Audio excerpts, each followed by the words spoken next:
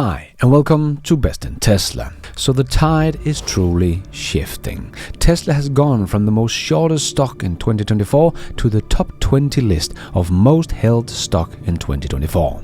And I think we are seeing a shift in the perception of Tesla, and that will only continue into 2025. But there is one critical thing that needs to happen in 2025. But if that happens, I think it's game over. So let's check it all out and let's dive right in.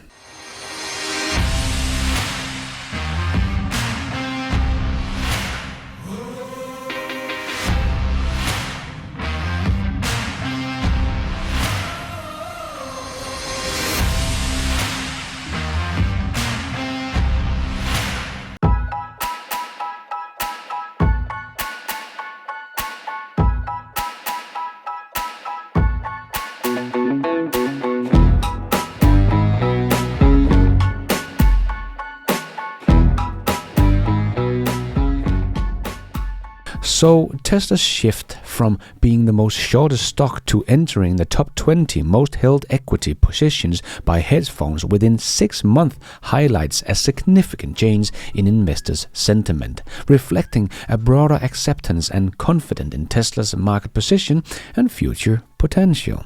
The list compiled by YWR, which analyzes hedge funds' quantity positions, shows Tesla's rapid rise in hedge funds' consensus, which is notable as it underscores the dynamic shift in investment strategy towards Tesla, moving from skepticism to significant holding. The shift in investment sentiment toward Tesla seems to be driven by a combination of Tesla's strong performance, change in market perspective, the dynamic investment strategy including FOMO, fear of missing out, recognition of Tesla's fundamental business strength, the election of Donald Trump and Elon's involvement, and the broader market trend favoring sustainable technologies. But I personally think it's mostly about Tesla showing all the pieces are coming together. But it all basically happened within the span of 6 months. Tesla stock went from the low $142 to now being over $430. And Tesla stock went from being the most shortest stock to being the number 11th most held position. So even though many would like to say that Tesla's progress in full self-driving is not that significant, like we see from someone like Gary Black that needs a matrix from Tesla about disengagement. But that really just shows us that Gary does not get this part of Tesla's business. He knows more about investment than I will ever do in my entire lifetime, but looking at disengagement as a matrix is straight up laughable. Let me show you why. Here is a chart from the clown himself, Dan O'Dawn, and his Dawn project. Yes, not very reliable, I know, as the only purpose of this project is to spread fear, uncertainty, and doubt about Tesla's full self-driving software. But here is a chart on full self-driving miles traveled per disengagement. And as you can see, Dan has Cruise on the top with most miles traveled between disengagement, and Tesla in the bottom, trying to show the world, look, Tesla's software is the worst and Cruise is the best. And if we should go with Gary's logic as well, Cruise is the one that is leading the way on autonomy, right? But GM has just thrown in the towel on robotaxis altogether. They admitted back in 2023 that the cars needed remote guidance every 4 to 5 miles. So the matrix here are completely and utterly smoke and mirrors, because there is no standard for this. So what even is a disengagement? We know Waymo doesn't even call a human taking over the driving remotely a disengagement, whereas Tesla will report a disengagement just if the human pushes the pedal, because it wants the car to go faster. This simply does not make sense whatsoever to use as a matrix for seeing how far along a company is on full self-driving technology, because then Cruise should be the one that wins this one for sure, according to the Dawn project, as they have a very comfortable lead over everyone else, way ahead of Waymo as well. And today, Cruise is quickly dying as GM has thrown in the towel and admitting that Tesla's end-to-end approach is the right way to go. So this chart is completely useless and doesn't tell us anything about anything. other than GM probably lied about their disengagement. And definitely don't show us that Cruise has lost $11 billion so far on their robotaxi adventure and is now giving up completely, even though Mary Barra said they were leading in autonomy as well, not just EVs. And this chart does not show us that it cost Waymo about $100,000 to put a robotaxi on the street, and Tesla will be able to do that for about $15,000. So it does not tell us anything about Waymo's business model is not scalable and is too complicated and costly to scale, and doesn't tell us that Tesla is scalable and a general solution. So they are also comparing a car that drives everywhere to a car that drives in a little geofenced area on digital rails. So that they still have this much disengagements as they do when they are basically only driving on known and mapped roads is kind of crazy. And no, you cannot compare that to a car with a human driver inside that drives everywhere. This is completely nonsense from both the Dawn project that has also been proven wrong with GM giving up completely. Dan's chart is basically upside down. And for Gary to continue to pursue the matrix that does not exist or make any sense only shows us how lost he is in understanding the underlying technology in these different companies and how differently they use this matrix of disengagement. But Gary is just desperately trying to find ways to put full self-driving into his spreadsheet. So I think the reason why the stock is moving so much is that people are actually starting to see with version 13.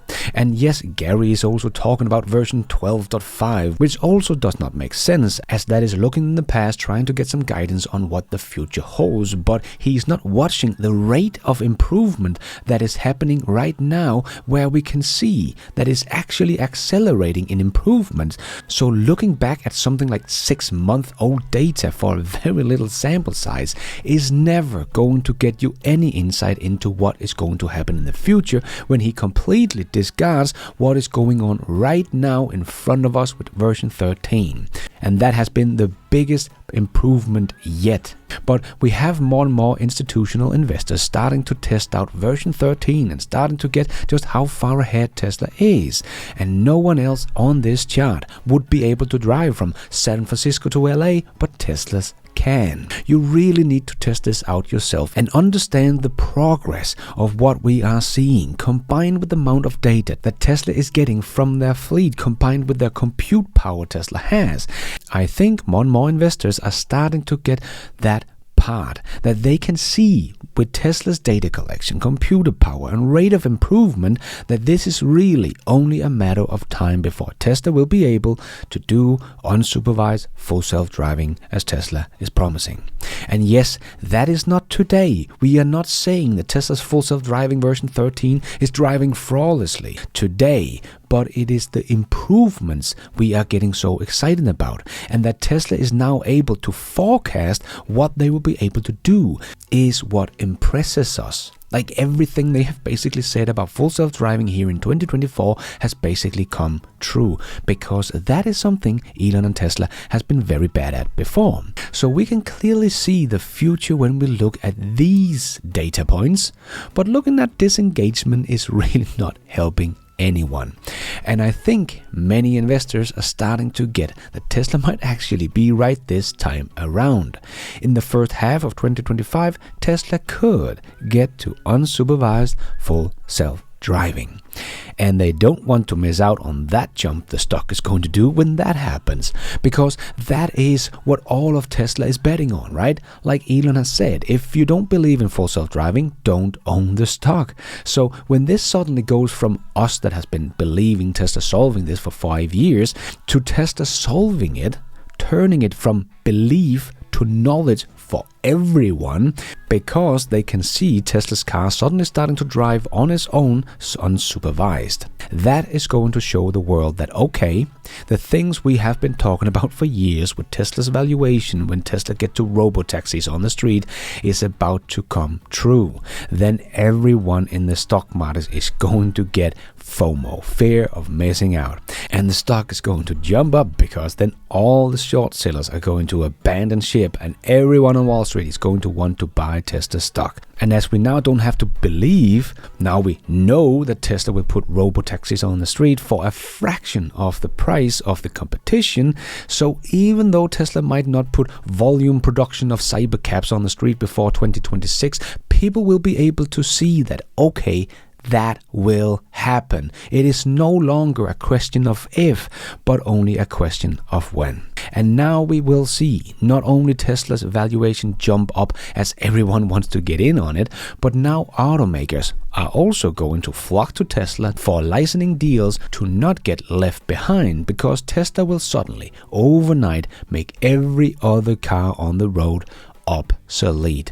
Whether it's a Ford or a BYD, it doesn't matter.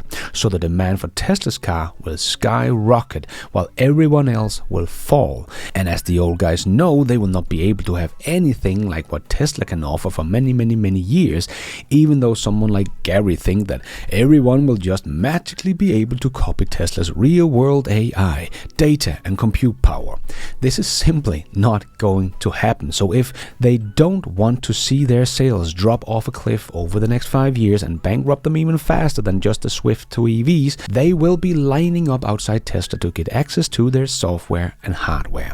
Just like we saw with Tesla's North American charging standard, that everyone else just gave up and jumped on board on Tesla's charging network, so no one was able to copy the Tesla charging network. So do you really think that people will be able to copy Tesla's full self-driving AI system?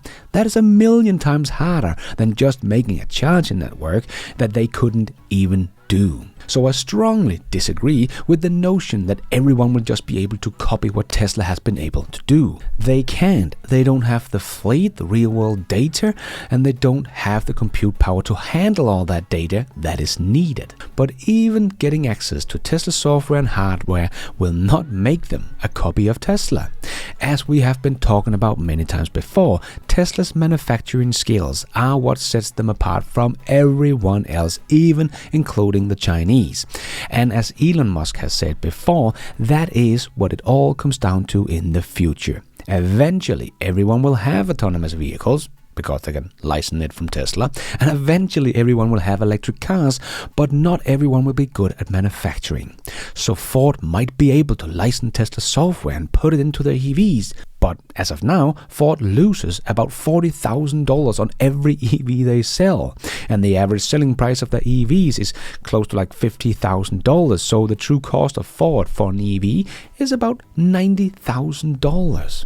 So even if we say their next generation EV platform they are working on right now can cut the cost in half for Ford, it means it will still cost Ford something like $45,000 to put an EV on the street. And then, of course, whatever they have to pay Tesla for the hardware and licensing for their software. But Tesla, on the other hand, will be able to put a robotaxi, their cybercab, on the street for just $15,000. And you are going to be able to buy that for maybe $25,000 to $30,000. Ford will not even be able to sell you an EV profitable for that price. As Mary has also admitted, GM will not be able to produce a $30,000 to $40,000 EV profitable this decade. So all the information we have all shows us that someone like GM will not even be competitive to Tesla, even if Tesla gave them their software and hardware for free, because Tesla is head and shoulders above everyone else in manufacturing. And I believe the penny has dropped for many investors that this will be the outcome, because we kind of know all the pieces now to put together the puzzle. The only thing left is really that you still need to believe that Tesla will solve full self-driving. But if Tesla does that, as promised, in the first half of 2025, nothing is really left for us to speculate about. Then the puzzle is all done, and everyone will be scrambling not to miss out on the Tesla story once again. because at the same time we will no doubt see a lot of progress of the Optimus robot in 2025 as well. And then Tesla will no longer have this black cloud hanging over them about Tesla's full self-driving will never come. So I think that will also shift the narrative about Optimus, that if Tesla could actually solve full self-driving, they will no doubt to be able to solve the humanoid robot as well. And then the future will suddenly be very clear for everyone to see. That Tesla will be able to offer you a cybercab, including a humanoid robot, for maybe the price of $50,000. As Elon has said, they hope to get the price of Optimus down to about $10,000 to $20,000 when fully ramped. So you can either spend $50,000 on a Ford EV with Tesla software inside that works as a robotaxi, that Ford will maybe earn something like $5,000 on if they can get the cost of producing an EV cut in half, or you can spend $50,000 over at the Tesla shop and then get a cybercab or the more affordable models coming next year if you still want to be able to have 4 persons in the car and be able to drive yourself if you want to, and then also get a humanoid robot including in that price that can do all the tasks at home you want it to do. That really shows you what kind of cost advantage Tesla has over everyone else in the industry, thanks to their manufacturing skills. And everyone else will start to believe Tesla can do all of this now as soon as we get to unsupervised full self-driving. Because full self-driving has become Tesla's screaming wolf, but when it turns out to actually be true, all the doubt that has been brought to Tesla because of this will melt away, and Tesla will just look like the unstoppable force of innovation. And everyone is going to want to get on board this rocket shooting for the moon. So I think in 2025, the most critical thing for Tesla is to get to their unsupervised full self-driving as promised. And if they succeed in doing that, it is completely and utterly game over. So we might have to wait until 2026 before all things really start to hit the street in higher volume with the robotaxi, the humanoid robot and semi-trucks and all that other good stuff. But 2025 is going to be the year where Tesla will have to prove that this will actually happen. So I personally think 2025 is going to be a very important year for Tesla. So I hope you're ready for one hell of a ride here in 2025, because I think it's going to be anything but boring. And thank you for watching. And until next time, take care out there and be nice.